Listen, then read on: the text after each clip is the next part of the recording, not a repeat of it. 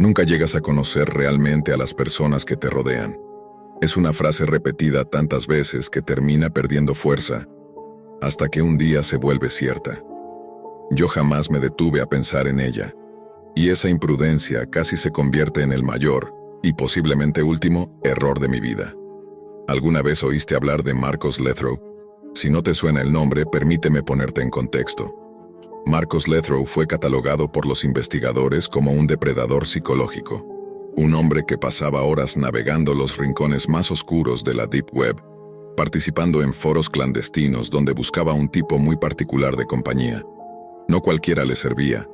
Buscaba personas con un perfil emocional específico. Al encontrar a la candidata ideal, acordaba una cita presencial. Nada raro hasta ahí, excepto por el propósito real del encuentro. Aquellas reuniones no eran románticas, ni casuales. El objetivo era que Marcos bebiera la sangre de la otra persona y la devorara mientras aún respiraba. Y sí, su víctima lo sabía, lo aceptaba, y según los registros del caso, incluso lo deseaba. Pero hay un detalle que vuelve esta historia aún más perturbadora. Ese hombre fue mi vecino de toda la vida, y lo cierto es que jamás actuó como alguien desequilibrado. Nunca percibí nada extraño en él. Marcos siempre se mostró amable, servicial, discreto. La clase de vecino al que uno confía las llaves de la casa sin pensarlo dos veces. Lo único inusual era su relación con su madre, una dependencia exagerada que se mantuvo hasta la muerte de ella en 2001. Fuera de eso, nada que llamara la atención. Cuando teníamos algún problema en casa, un enchufe quemado, una tubería dañada, el auto de mi padre fallando otra vez, él aparecía de inmediato para ayudar. Y mi madre siempre le retribuía llevándole pasteles caseros, especialmente uno que le encantaba, el de terciopelo rojo. Nunca imaginamos que tras esa amabilidad se escondía algo tan siniestro. Además, Marcos era un experto en computadoras. Sabía desarmarlas, repararlas, modificar programas. Así que cuando mencioné que estaba ahorrando para comprar la mía, él fue el primero en ofrecerse. Me dijo que tenía un equipo recién arreglado que podía prestarme por un tiempo. Aquel mismo día, bajo una lluvia densa, fui a su casa para verlo. Me recibió con una hospitalidad impecable, un comentario sobre el mal clima, un café caliente, esa sonrisa tranquila que siempre llevaba puesta. Me mostró la computadora en su sala, asegurándome que la había optimizado para funcionar como nueva. Yo le dije que no era necesario, que se veía demasiado buena como para prestarla, pero él insistió. «Tómate tu tiempo, no la necesito», me dijo. Antes de irme lo invité a tomar una cerveza en agradecimiento. Él aceptó con gusto, pero en algún momento de la conversación, mientras revisaba la computadora, noté un cambio en su expresión. Me miró como si guardara un secreto en la punta de la lengua. Entonces dijo que quería enseñarme algo muy especial. Supuse que sería otro equipo, algún proyecto técnico, un invento raro suyo, pero no. Me llevó a una habitación trasera, donde había una pantalla grande conectada a un computador distinto. El video comenzó borroso. La imagen tardó en estabilizarse, pero cuando lo hizo, el aire me abandonó los pulmones. Allí estaba Marcos, junto a un hombre al que nunca había visto. Al principio pensé que era alguna grabación privada, una especie de broma incómoda o una escena íntima que no debía ver. Pero la calidad oscilaba entre claro y oscuro, y mientras más nítida se volvía, más evidente era que nada tenía de gracioso. En la pantalla, Marcos hundía los dientes en el cuello del otro hombre, no como en las películas. No había elegancia ni romanticismo. Era un ataque primitivo, brutal. Lo mordía como un animal hambriento, arrancando trozos de carne, bebiendo su sangre mientras la víctima gritaba y sonreía al mismo tiempo. Una mezcla enfermiza de dolor y placer. Lo peor no era la escena. Lo peor era que Marcos, a mi lado, observaba aquel horror con una calma casi sagrada. Mi cuerpo entero entró en pánico. Cuando pude hablar, apenas logré susurrar. «¿Por qué me estás mostrando esto?». Él respondió con una serenidad escalofriante. «Porque esto es hermoso, Joel. Es una unión total. Lo que Arturo y yo compartimos está más allá del entendimiento común. No soy un monstruo. Solo tengo una necesidad distinta. Y tú también puedes compartir ese vínculo conmigo». Sentí que la sangre se me helaba. Caminé hacia la puerta principal, temblando, sin atreverme a correr para no provocarlo. Pero cuando intenté abrir, descubrí que estaba cerrada con llave. ¿Por qué cerraste la puerta?, logré balbucear. Marcos permanecía al otro lado de la habitación con una sonrisa infantilmente dulce. Aún no tienes que irte. Quiero que entiendas. Quiero que sientas. Esto será especial para los dos. Se acercaba lentamente. Aunque medíamos casi lo mismo, en ese momento sentí que él duplicaba mi tamaño. Su sombra parecía devorar la habitación. Es normal tener miedo, susurró. Arturo también lo tuvo. Pero al final lo disfrutó. ¿Y tú? Tú vas a vivir algo aún más grande. Vas a ser parte de mí. Te daré un final digno de los cielos. Me lancé hacia una mesa y tomé un jarrón como arma improvisada. Intenté golpearlo, pero se movía con una agilidad inhumana. No tenía otra opción. Usé el jarrón para romper la ventana detrás de mí. El ruido del vidrio quebrándose fue lo primero que lo desconcertó. Avancé hacia la salida, pero él saltó sobre mí antes de que pudiera escapar. Me sujetó con una fuerza imposible, inmovilizándome contra el suelo. No tienes que morir, Joel. Podemos empezar por algo pequeño. Tus dedos, por ejemplo. Deja de resistirte. Ábrete a sentir. Mientras decía eso, clavó los dientes en mi espalda. El dolor fue indescriptible. Sentí cómo arrancaba fragmentos de mi piel mientras succionaba la sangre que se deslizaba por mi torso. En un acto desesperado, metí la mano en mi bolsillo y saqué mis llaves. Se las clavé con todas mis fuerzas en el costado. Por fin aflojó. Grité con todo el aire que tenía en mis pulmones. Me arrastré. Me levanté como pude y me lancé por la ventana rota, cortándome aún más con el vidrio. Aún así seguí corriendo, sin mirar atrás, impulsado solo por el instinto de supervivencia. Un coche frenó al verme. El conductor, horrorizado, me llevó al hospital. En el retrovisor alcancé a ver a Marcos parado bajo la lluvia, mirándome como si solo hubiera olvidado despedirse. Cuando mi familia fue alertada, llamaron a la policía, pero Marcos ya no estaba. Había desaparecido sin dejar rastro. Sobreviví, pero las secuelas quedaron marcadas para siempre. No solo las cicatrices físicas, mordidas irregulares en mi espalda, sino también el peso psicológico. Desde entonces no puedo quitarme la camisa en público. Evito piscinas, playas, cualquier lugar donde tenga que mostrar mi piel. No hice nada para merecer esto. Y ninguna condena será suficiente para devolverme la vida que tenía antes de aquel día. Y aún hoy la pregunta que me atormenta no es por qué lo hizo, sino qué fue exactamente lo que vio en mí. Durante semanas mi vida quedó suspendida entre analgésicos, vendajes y silencios incómodos. Cada vez que despertaba en la habitación del hospital, lo primero que veía era el reflejo de mi espalda. Una piel deformada, desgarrada, marcada para siempre por la boca de aquel hombre que creí conocer. Pero el dolor físico no era lo peor. El mayor tormento era la certeza de que Dorian Krill, mi vecino de toda la vida, seguía libre en alguna parte. Las autoridades iniciaron la investigación esa misma noche. Interrogaron a mi familia, revisaron la casa de Dorian y confiscaron todo lo que pudieron encontrar. Pero su desaparición había sido demasiado rápida, casi calculada. Dentro de su domicilio, la policía halló restos de sangre seca, equipos informáticos modificados y múltiples discos duros cifrados. Según el informe preliminar, los agentes también encontraron un cuarto insonorizado, iluminado únicamente por una pantalla suspendida en el centro.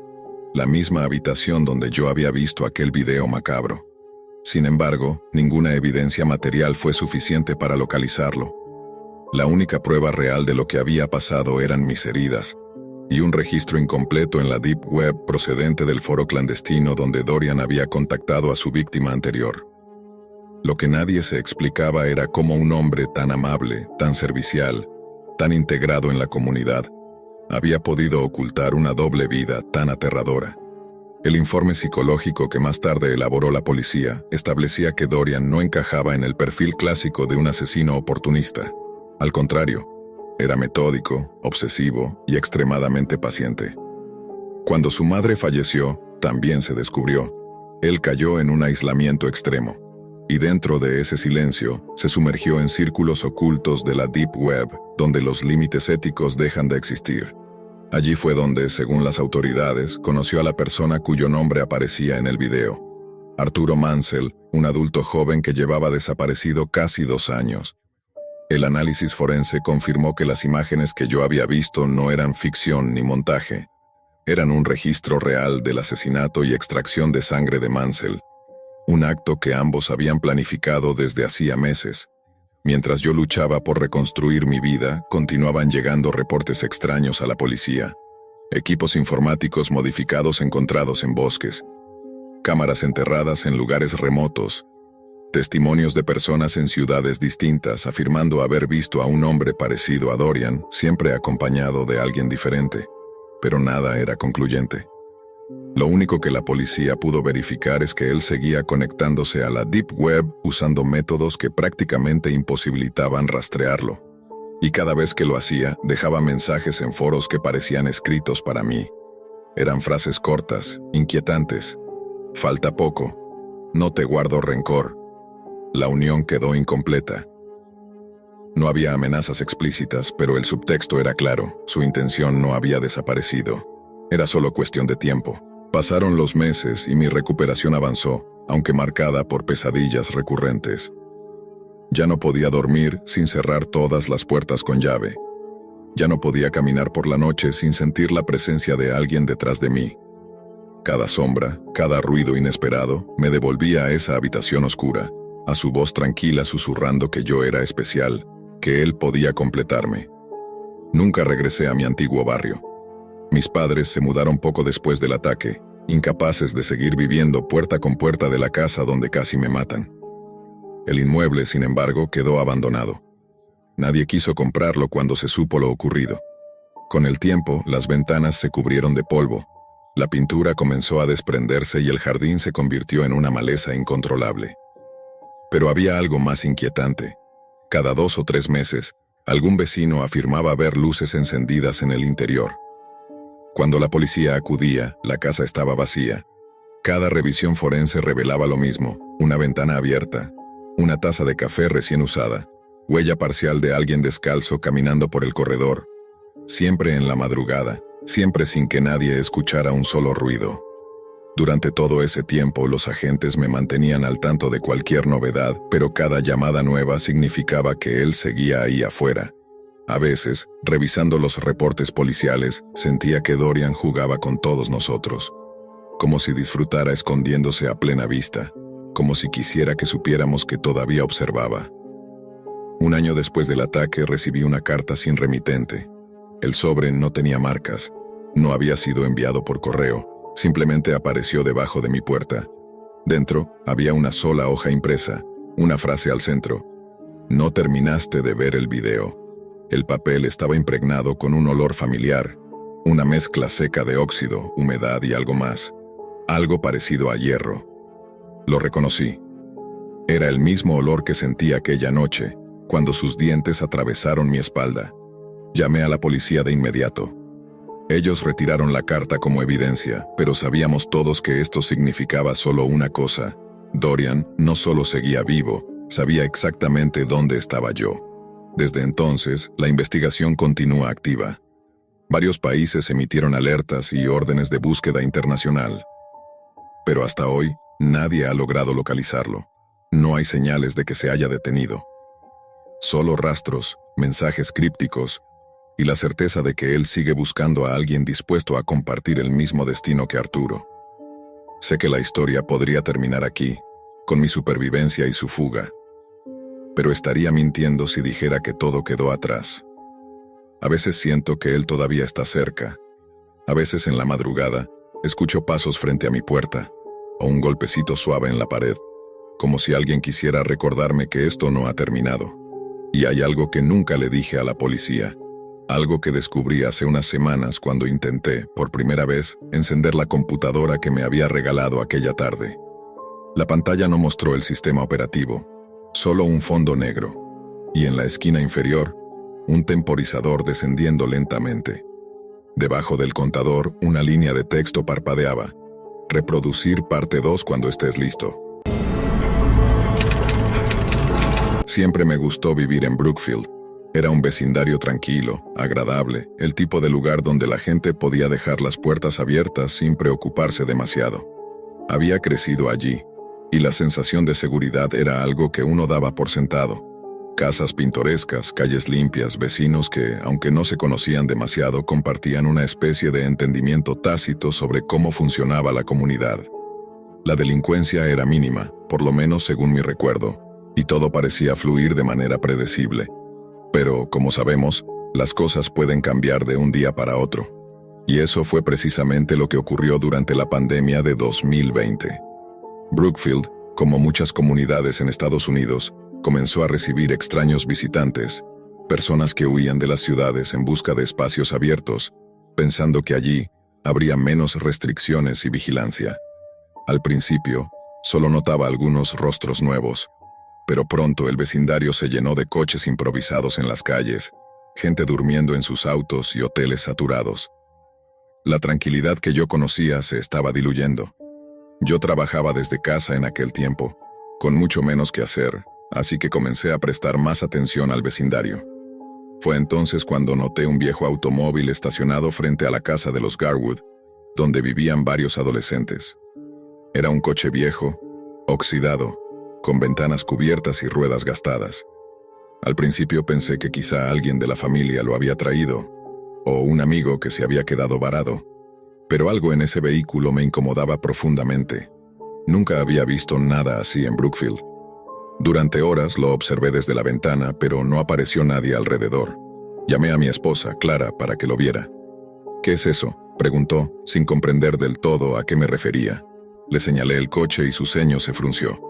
«Tal vez solo sea un amigo que visita a los chicos», dijo, y por un momento me convencí de que estaba exagerando. Sin embargo, a medida que pasaban los días, Clara también comenzó a sentirse inquieta. Ese auto simplemente no encajaba en el vecindario. Aunque no había indicios de actividad sospechosa concreta, había algo en su presencia que disparaba nuestras alarmas.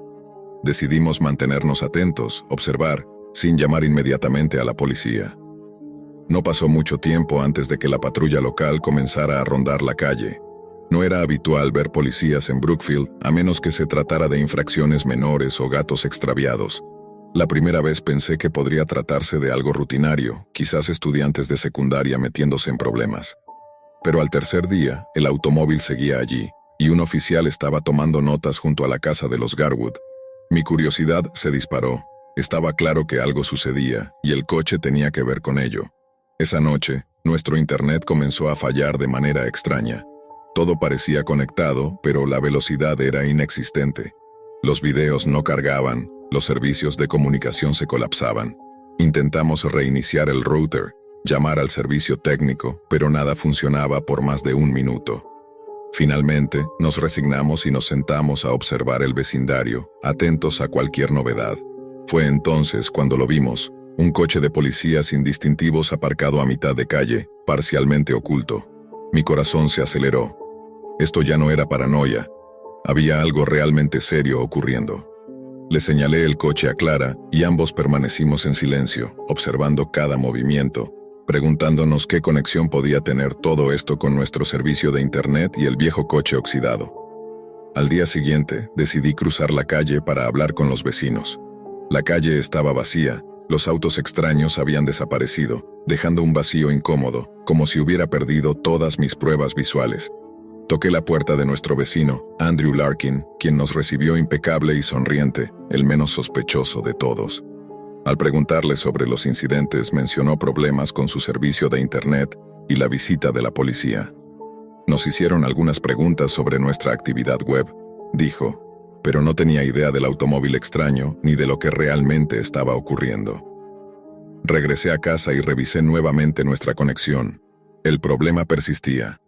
Cada intento de conexión fallaba, como si alguien controlara lo que podía salir de nuestra red. Fue entonces cuando lo vi de nuevo. El viejo automóvil. 2 casas sin internet, patrullas observando. Todo parecía parte de un plan más grande, un juego que yo apenas comenzaba a entender. Poco después, alguien golpeó nuestra puerta. Me levanté con una mezcla de miedo y curiosidad. Al abrir, me encontré con un joven desaliñado, de aspecto perturbador, que parecía retroceder al ver que abría la puerta. Sus ojos hundidos y su piel pálida, junto con su actitud amenazante, me hicieron retroceder de inmediato. Sus palabras eran incomprensibles al principio, pero la sensación de peligro era innegable. Mientras lo veía desaparecer, comprendí que Brookfield ya no era el vecindario seguro que conocía. Todo, desde la caída de nuestro internet hasta la policía sin distintivos y el automóvil sospechoso, parecía conectar con algo mucho más oscuro, algo que estaba a punto de atraparnos sin que supiéramos cómo o por qué. La mañana siguiente amaneció gris y silenciosa. Aún con la sensación de inquietud flotando sobre Brookfield, me preparé para salir a recorrer el vecindario y hablar con los vecinos. Clara se quedó en casa, todavía con los ojos fijos en la calle, como si esperara que algo más ocurriera en cualquier momento. Mi objetivo era sencillo: reunir información, comprobar si alguien más había notado cosas extrañas y, sobre todo, entender por qué nuestra red doméstica parecía haber sido atacada sin motivo aparente. Al cruzar la calle hacia la casa de los Garwood, noté que la calle estaba desierta. Los autos sospechosos habían desaparecido, incluyendo el viejo vehículo que tanto nos había inquietado. Era como si hubiera perdido las piezas tangibles de este rompecabezas. Llamé a la puerta, y Andrew Larkin, nuestro vecino, me recibió con una sonrisa tranquila. Su apariencia ordenada y calmada contrastaba por completo con la sensación de alarma que yo traía conmigo. Intenté sondear la situación con cuidado. ¿Viste algo raro anoche?, le pregunté. Andrew negó con la cabeza. Dijo que solo habían tenido problemas con la conexión a Internet y que la policía había hecho algunas preguntas sobre su actividad online, pero nada más. Su indiferencia me frustró. Él no parecía tener ni la más mínima idea de lo que estaba ocurriendo en nuestra calle. Regresé a casa, sintiendo que estaba más confundido que nunca. Intenté conectar nuestros dispositivos, pero el servicio seguía inestable. Todo parecía funcionar durante unos segundos, solo para colapsar de nuevo. Pensé en el viejo coche, en la patrulla sin distintivos, en el joven extraño que había tocado nuestra puerta. Cada elemento parecía formar parte de un patrón que aún no podía descifrar. Esa tarde, mientras revisaba foros de seguridad en línea desde mi teléfono, el único dispositivo que parecía funcionar sin Wi-Fi, descubrí que no éramos los únicos con problemas. Publicaciones de usuarios en otros estados reportaban fallas similares, cortes en la red, dispositivos inaccesibles y actividad extraña que aparecía en sus registros. Lo que me llamó la atención fue que muchos describían interrupciones que coincidían con visitas policiales o la presencia de personas desconocidas en sus vecindarios. Era inquietante. Horas después, un golpe fuerte en la puerta interrumpió mi concentración. Mi corazón se aceleró. Después de lo ocurrido con el joven extraño, cualquier sonido inesperado me hacía saltar. Me acerqué con cautela y abrí la puerta. Un chico desaliñado, delgado y con ropa arrugada, se alejaba mientras me miraba con ojos penetrantes y un brillo inquietante. Parecía vacilar, como si no estuviera seguro de lo que venía a hacer. Su presencia era perturbadora. No tenía pinta de policía, ni de trabajador de servicios. Era simplemente extraño. A medida que se alejaba, comencé a notar algo más. Brookfield ya no era el lugar seguro que recordaba. La normalidad se había roto. Los cortes de Internet, la patrulla que me rodeaba sin motivo aparente y los coches sospechosos conformaban una especie de telaraña que me atrapaba lentamente. Cada pieza apuntaba a un fenómeno mucho más complejo de lo que inicialmente había imaginado. Esa misma noche, Clara y yo observamos que el coche de policía seguía ahí, estacionado parcialmente oculto. Ninguna luz, ningún movimiento, solo el silencio de su presencia constante. Esta vez, mi inquietud no era paranoia. Algo estaba realmente ocurriendo. Nos miramos y asentimos en silencio, comprendiendo que estábamos involucrados en algo más grande de lo que podíamos manejar. Intentamos pasar el resto de la noche con normalidad, pero la sensación de vigilancia era constante. Ni los programas de entretenimiento, ni la música, ni siquiera la luz cálida de nuestra sala podían disipar la tensión. Cada ruido, cada sombra, parecía tener un propósito. Era como si Brookfield hubiera dejado de ser nuestro hogar para convertirse en un escenario cuidadosamente observado. Al día siguiente, decidí que no podía esperar más. Necesitaba hablar con más vecinos y tratar de obtener respuestas. Caminé hacia la casa de los Garwood nuevamente, con la esperanza de encontrar algún testigo, alguna pista sobre lo que estaba ocurriendo. La calle estaba silenciosa, y aunque no había autos sospechosos ni policías visibles, la sensación de peligro seguía presente. Cuando finalmente me acerqué a la puerta, Andrew apareció otra vez. Esta vez, su expresión era diferente. Algo de nerviosismo se le notaba en los ojos. Me invitó a pasar, y mientras me explicaba los problemas con su internet y cómo la policía había hecho preguntas sobre su actividad online, comencé a sospechar que algo más estaba detrás de todo esto. No solo se trataba de fallas técnicas, había un patrón y de alguna manera todos estábamos involucrados. Mientras hablábamos, recordé nuevamente al joven extraño que había tocado nuestra puerta. Algo en él no encajaba con la realidad que conocíamos. Su presencia parecía marcar el inicio de un juego complejo y perturbador. Todo lo que antes era familiar se estaba volviendo inquietante, y la sensación de estar atrapados en algo mucho más grande crecía con cada minuto. Esa noche, de regreso en casa, intenté una vez más restablecer nuestra conexión. Reinicié el router, cambié contraseñas, incluso desconecté todo por un tiempo, pero nada funcionó. Fue entonces cuando lo vi otra vez. El viejo coche, el mismo que había observado semanas antes, estacionado en la misma esquina, como si esperara a ser descubierto.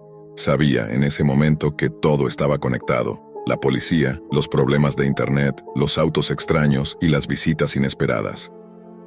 Brookfield ya no era seguro, y estábamos atrapados en medio de un misterio que iba más allá de nuestras capacidades. La curiosidad se mezclaba con el miedo. Cada paso que daba para obtener respuestas solo me acercaba a algo que no sabía si podríamos enfrentar. La tensión no desapareció durante los días siguientes. Brookfield seguía con su fachada tranquila, pero yo sabía que algo se estaba gestando.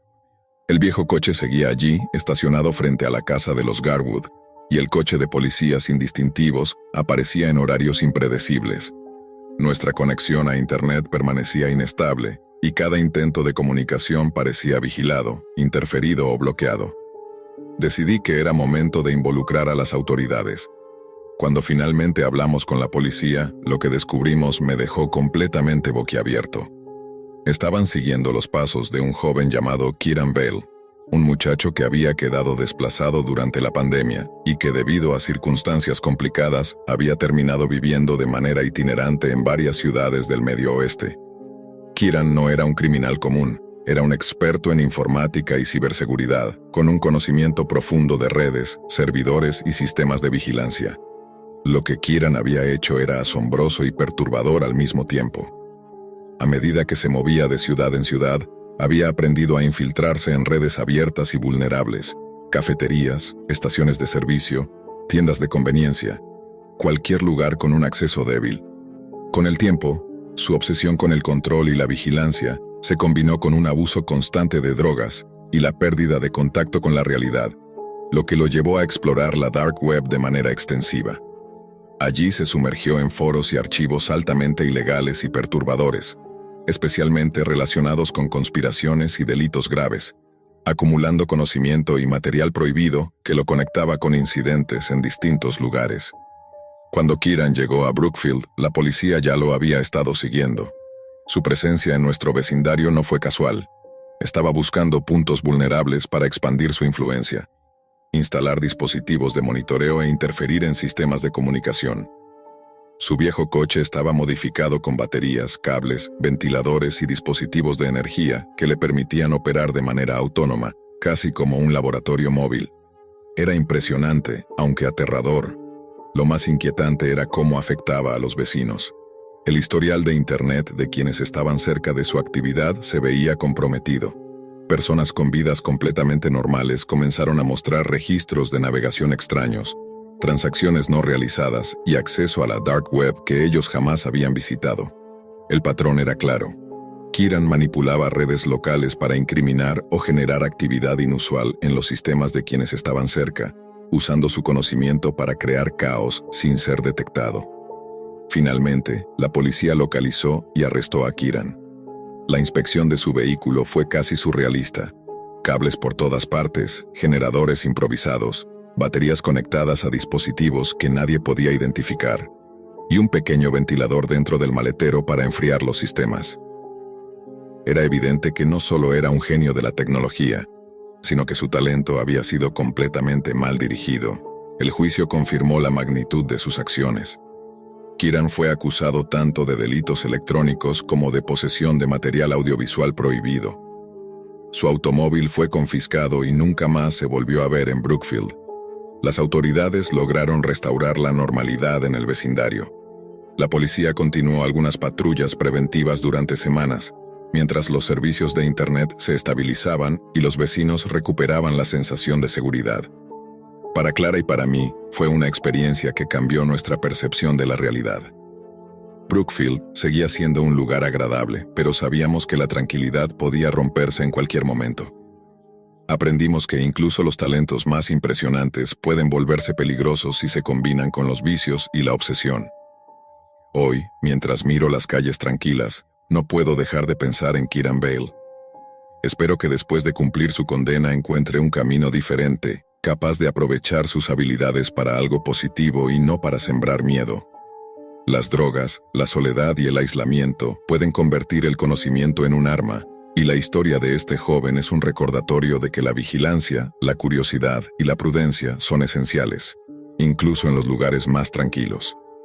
Brookfield volvió a la calma, pero lo que sucedió nos enseñó a todos que la normalidad es frágil. La dark web, el abuso tecnológico y la obsesión pueden infiltrarse en cualquier vecindario, y a veces lo más inocente, un coche viejo o un problema de Internet, puede ser la primera señal de un fenómeno mucho más oscuro. La vida continuó, pero la experiencia nos dejó alerta. Siempre hay algo que no podemos ver, algo que puede cambiarlo todo de manera silenciosa y peligrosa. Nunca fui un experto en tecnología ni en los recovecos oscuros de Internet. Como padre, todo lo que sabía era que había lugares en la red que eran peligrosos y que debía mantener a mis hijos alejados de ellos. Creía que la mayor amenaza eran los sitios ilegales, la Deep Web y todo lo que se escondía en sus capas ocultas. Sin embargo, nunca imaginé que lo que realmente nos pondría en peligro no sería el acceso a información prohibida, sino algo mucho más cercano y personal. Ignorar esa amenaza sería el error más grande de nuestras vidas. Todo empezó con nuestro hijo mayor, Lorenzo, un joven de 18 años con una pasión inusual por la tecnología. Desde pequeño había mostrado interés por los videojuegos y los ordenadores, pero en los últimos meses había expresado un deseo firme. Quería dedicarse a la seguridad informática. Mi esposa, Verónica, y yo nos sentimos orgullosos. Al menos sabíamos que tenía una meta clara. A esa edad, yo todavía estaba perdido sobre lo que quería hacer en la vida. Lorenzo no consiguió trabajo inmediatamente, así que decidimos apoyarlo. Le compramos una computadora potente y le dimos libertad para concentrarse por completo en su formación académica. Verónica no estaba convencida de la idea, pero logré persuadirla. Debíamos respaldarlo en su pasión. Así comenzó su viaje hacia la seguridad digital, sin que tuviéramos idea de que este sería solo el principio de una cadena de sucesos que pondrían a toda nuestra familia en riesgo. Al principio, todo parecía normal. Lorenzo nos contaba con entusiasmo sobre lo que aprendía cada día: lenguajes de programación, protocolos de seguridad, sistemas operativos. Su entusiasmo nos llenaba de orgullo, pero con el tiempo algo empezó a cambiar. Empezó a mostrarse distante, ausente, como si su mente flotara en un limbo. Dejaba de compartir con nosotros los momentos cotidianos. Ya no cenaba con nosotros ni participaba en las conversaciones de media tarde. Pasaba horas interminables frente a su computadora sin siquiera percibir la luz del sol. No sabíamos cuándo dormía o si dormía. Su obsesión por la pantalla se volvió casi total. Lo que realmente nos preocupó fue que esta transformación coincidió con su incursión inicial en la Deep Web. Lorenzo descubrió foros y sitios oscuros donde la información fluía sin filtros, y aunque yo había creído que podríamos supervisarlo, pronto comprendimos que estábamos completamente fuera de control. Una noche de invierno, mientras dormía profundamente, Verónica me despertó sobresaltada. Había escuchado un fuerte golpe proveniente del exterior. Tomé un viejo palo de hockey y salí al patio. La puerta de la cocina estaba cerrada, todo parecía normal, pero el aire estaba cargado de tensión. Al revisar noté marcas en el suelo que antes no estaban allí. Mi corazón comenzó a latir con fuerza mientras abría la puerta del patio. Sentí un terror que no había experimentado en años. Allí, en la oscuridad, vi una sombra a lo lejos. Me quedé inmóvil, vigilante. De repente, una figura se movió. Alguien entraba a la casa de nuestro vecino después de haber estado en la nuestra. Esa noche comprendimos que no se trataba de simples intrusos o de un robo común. Alguien nos estaba observando, y el peligro que corríamos iba más allá de lo que podíamos imaginar. Los días siguientes fueron aún más inquietantes. A pesar de las llamadas a la policía, nuestra casa era merodeada constantemente. Ventanas abiertas, luces que parpadeaban, objetos fuera de lugar. Había presencia, pero sin robos. Estábamos siendo acechados por algo o alguien que quería hacernos sentir vulnerables y que sabía cómo jugar con nosotros sin dejar evidencia concreta. Mientras tanto, Lorenzo se volvió más hermético. Nunca discutía ni mostraba agresividad. Simplemente se aislaba en su habitación, conectado a la computadora durante horas interminables. Al principio pensamos que era parte de su aprendizaje, pero la verdad era mucho más inquietante. Encontré su pantalla una noche mientras limpiaba la casa. Estaba conectado a una red social oscura, un espacio virtual que parecía una versión corrompida de cualquier red conocida, con un aire siniestro y clandestino. Comprendí que entrar a su habitación sin confrontarlo sería un error grave, pero no podía imaginar cuán grande sería la magnitud de lo que habíamos dejado crecer frente a nosotros. La obsesión de Lorenzo con la Deep Web no solo nos preocupaba, también nos desconcertaba. Cada enlace, cada foro oscuro, cada conversación que sostenía con desconocidos, parecía alimentar algo dentro de él que nosotros no podíamos controlar. Y aunque éramos conscientes de que la red es un mundo lleno de riesgos, nunca anticipamos que el verdadero peligro llegaría a nuestro hogar, tocando nuestra vida familiar de manera directa. Esa primera parte de su caída en el abismo digital fue solo el inicio. La combinación de curiosidad juvenil, acceso sin límites y una soledad que nosotros no supimos detectar lo había convertido en alguien que ya no estaba completamente presente con nosotros. Cada día, el miedo crecía en nuestra familia, porque sabíamos que algo terrible estaba por suceder, aunque aún no podíamos imaginar hasta dónde llegaría. Los días se volvieron semanas y las semanas meses, y nuestra casa se transformó en un lugar extraño, casi irreconocible. Lorenzo ya no era solo un adolescente obsesionado con su computadora. Parecía vivir en un mundo paralelo, uno que solo él podía ver, y en el que nosotros éramos meros espectadores. La Deep Web había abierto puertas que nunca debieron ser abiertas, y cada sesión frente a su pantalla lo alejaba más de nosotros y lo acercaba a algo oscuro que crecía dentro de su mente. Por la noche, la casa era un laberinto de silencios y sombras. A veces despertaba por ruidos que no podían explicarse, pasos en el ático, golpeteos en las paredes, ventanas que se abrían sin viento. Verónica comenzó a sentirse vigilada. Yo sentía que alguien estaba presente incluso cuando no había nadie. Comprendí que el peligro no solo estaba afuera, estaba infiltrándose en nuestra propia familia. Una noche, mientras revisaba la sala, vi que las luces parpadeaban de manera extraña. Sosteniendo el palo de hockey que siempre llevaba como defensa, recorrí la casa. El aire olía a humedad y a algo metálico que no podía identificar. Abrí la puerta de la cocina y mi corazón se detuvo. Marcas de pasos recorrían todo el suelo del patio. No eran nuestras huellas. Alguien había estado allí, moviéndose con deliberación. El miedo que sentí en ese momento era distinto a cualquier temor que hubiera conocido. No era solo la presencia física de alguien afuera, sino la certeza de que lo que nos acechaba no era humano del todo, o al menos no se comportaba como tal. Miré a mi alrededor, pero el patio estaba vacío, y sin embargo, algo me observaba, y podía sentirlo. Pesado, frío, como una sombra con vida propia. En medio de esta tensión, Lorenzo seguía inmerso en la Deep Web. Había descubierto foros de hackers, sitios donde los usuarios compartían secretos que parecían imposibles de conseguir, y canales donde se hablaba de experimentos digitales que cruzaban los límites de la ley y la moral. Cada noche desaparecía en ese mundo sin retorno aparente, y cada vez que intentábamos acercarnos, su mirada era tan fría que nos helaba la sangre. Ya no era nuestro hijo, era otra persona.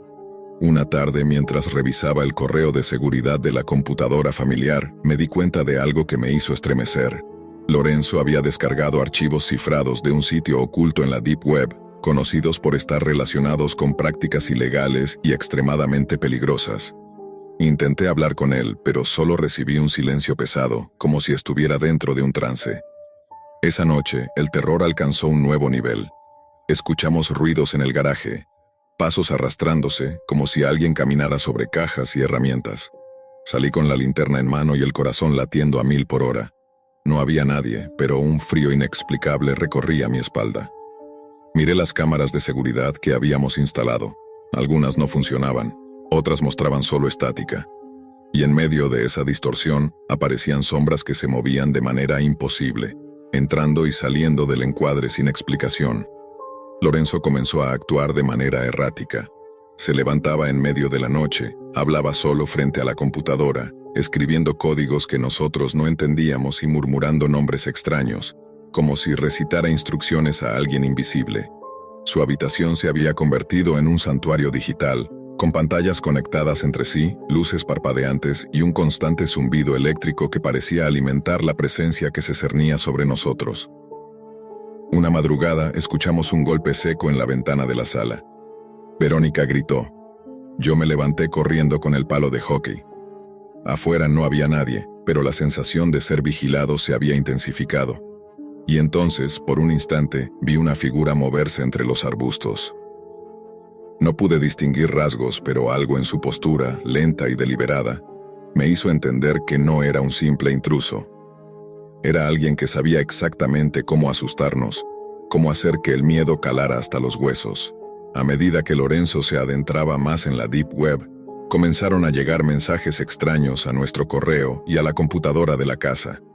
Correos sin remitente, con archivos cifrados y advertencias vagas sobre observar demasiado de cerca y no mirar hacia adentro. En la pantalla de Lorenzo a veces aparecían imágenes distorsionadas de nuestra casa, como si alguien hubiera estado vigilándonos por días. Empezamos a sentir que cada movimiento era observado, que cada decisión nuestra era registrada y evaluada. El aislamiento de Lorenzo era total. Sus compañeros de clase lo llamaban para preguntar por proyectos, pero él ya no respondía. Sus amigos desaparecieron de sus redes sociales normales y comenzaron a aparecer en sitios desconocidos, todos vinculados de algún modo a la Deep Web.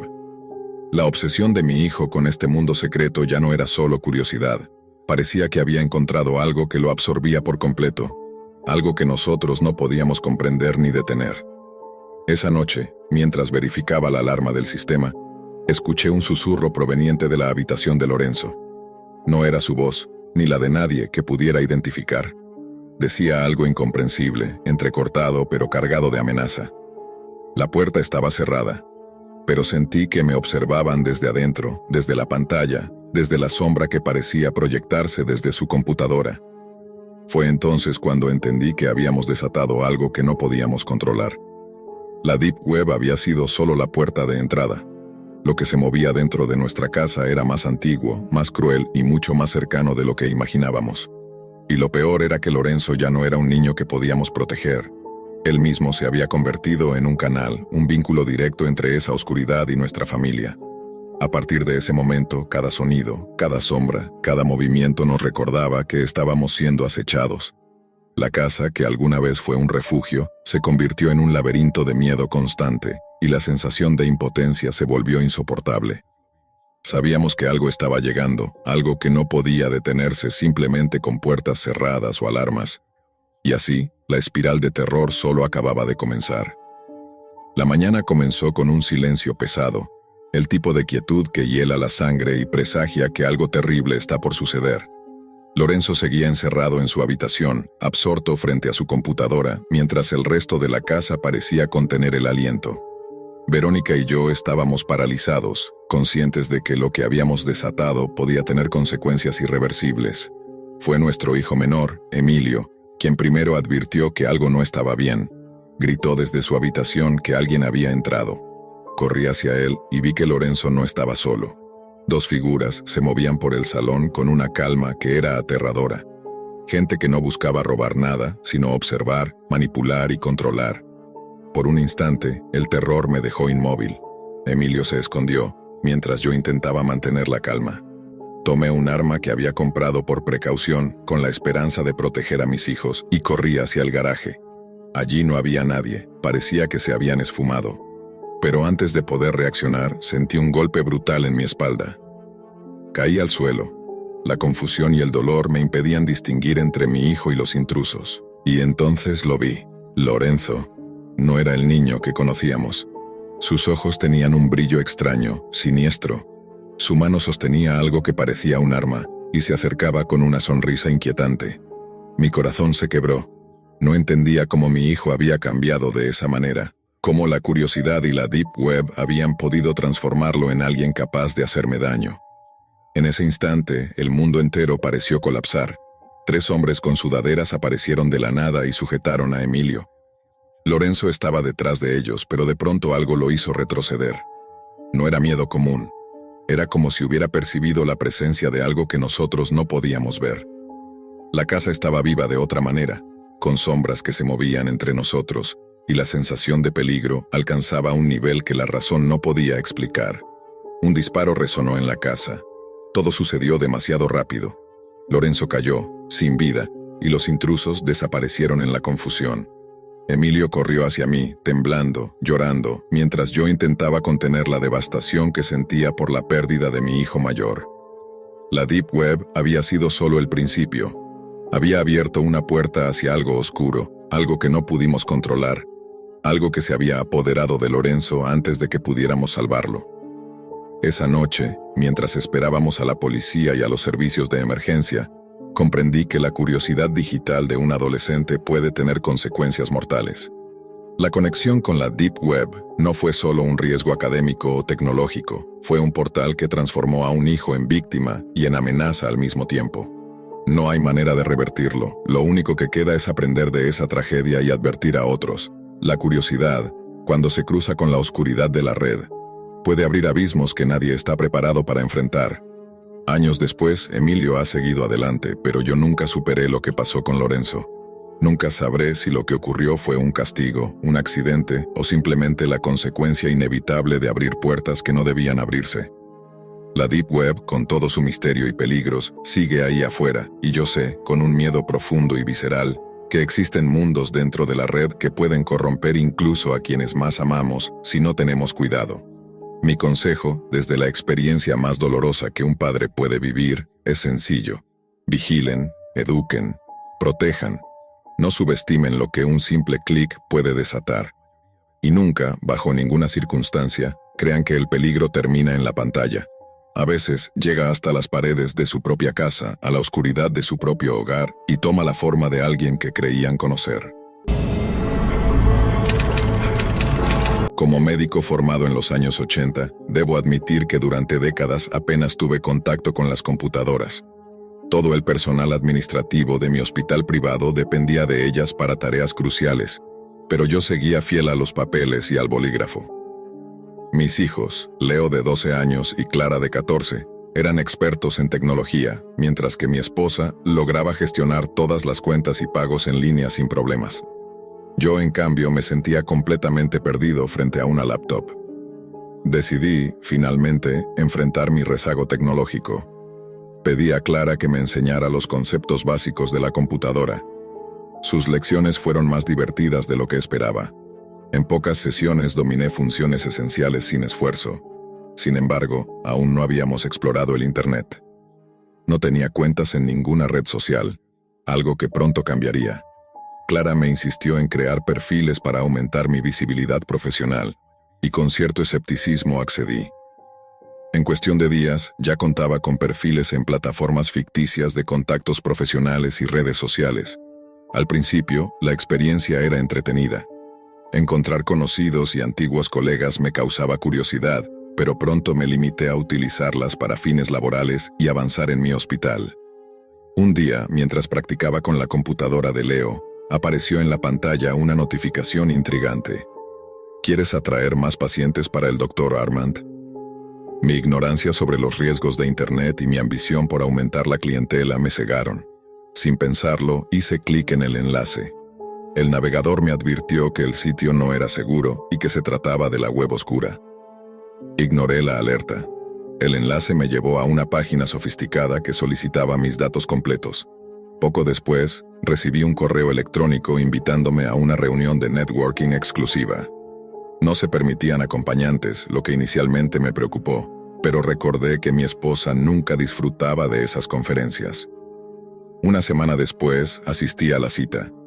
Lucía mi mejor traje y llevaba tarjetas de presentación en el bolsillo. La reunión, en apariencia, era una elegante fiesta de alto nivel. Al principio todo parecía normal, hasta que la música se detuvo abruptamente y un grupo de personas vestidas con túnicas negras y sombreros altos apareció.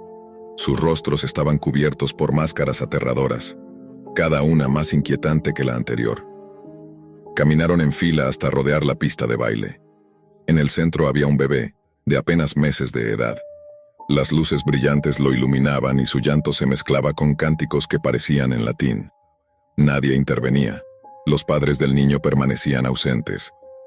Uno de los enmascarados se acercó al pequeño y comenzó a dibujar símbolos con polvos de colores a su alrededor. Fue entonces que el líder, un hombre presentado como Ender, realizó cortes superficiales en la frente y el brazo del bebé, provocando que éste gritara. Mi formación médica me impulsó a actuar, pero algo me mantenía inmóvil como si estuviera obligado a presenciar la escena. El ritual terminó y los hombres enmascarados se acercaron a los espectadores. Ender se detuvo frente a mí. Con voz firme, afirmó conocer todo sobre mi vida y mi profesión. Aunque estaba en shock, me ofreció un trato.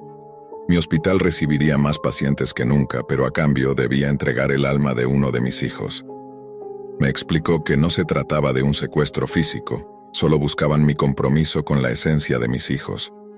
El dilema me desarmó. Mi mente científica rechazaba la idea de almas, pero la perspectiva de éxito profesional y estabilidad económica me tentaba. Evalué las implicaciones. Más pacientes, mayores ingresos, mejores oportunidades para mi familia. Tras un instante de tensión, acepté ofrecer el alma de Clara a cambio del crecimiento de mi hospital. Ender se retiró con rapidez, y la fiesta continuó como si nada hubiera ocurrido. Esa noche, al regresar a casa, encontré a mi esposa cuidando de Clara, quien había despertado con fiebre y gritando. La medicamos y por un momento, todo pareció calmarse. Sin embargo, los terrores nocturnos de Clara continuaron y se intensificaron. Pesadillas recurrentes, insomnio y miedo constante. Mientras tanto, mi hospital prosperaba como nunca antes, aumentando mis ganancias, pero al mismo tiempo sentía cómo perdía a mi hija ante mis propios ojos. Intenté racionalizar lo que ocurría. Visitas a psiquiatras, terapias y medicación. Nada parecía funcionar. Una noche, Clara se despertó nuevamente gritando, pero esta vez sus marcas de garras en la espalda eran tan profundas que podía ver la carne expuesta. El horror me paralizó. La culpa me invadió por completo. En ese momento deseé ser yo quien sufriera en lugar de mi hija. Esa noche confesé todo a mi esposa. Lo ocurrido, mi trato con Ender y la razón por la que nuestra familia estaba siendo atormentada. Al día siguiente, buscamos ayuda espiritual. Un sacerdote, llamado Padre Lorenzo, examinó a Clara y confirmó mis temores. Alguien había utilizado magia negra para afectar a nuestra hija. Tras la visita del Padre Lorenzo, Clara recibió bendiciones que le devolvieron cierta calma momentánea, aunque no por mucho tiempo. La sombra de lo ocurrido en aquella reunión todavía la seguía, y con ella, la sensación de peligro constante. Durante los días siguientes, el comportamiento de Clara empeoró.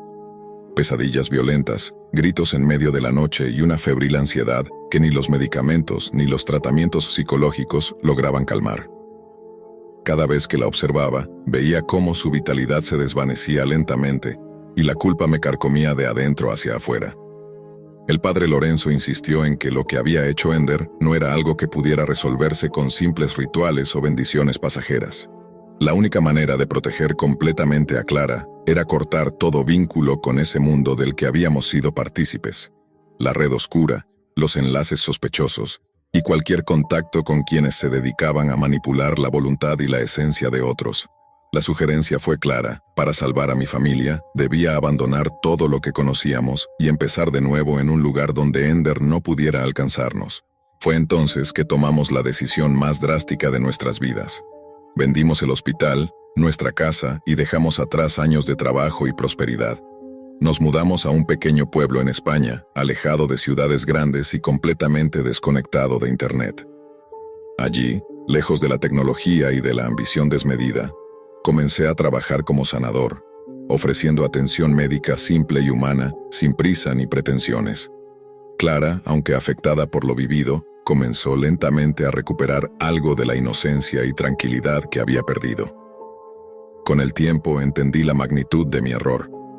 Mi deseo de éxito, Mi codicia por ver crecer mi hospital y mi falta de respeto hacia la dimensión espiritual de la vida habían abierto una puerta que no debía existir.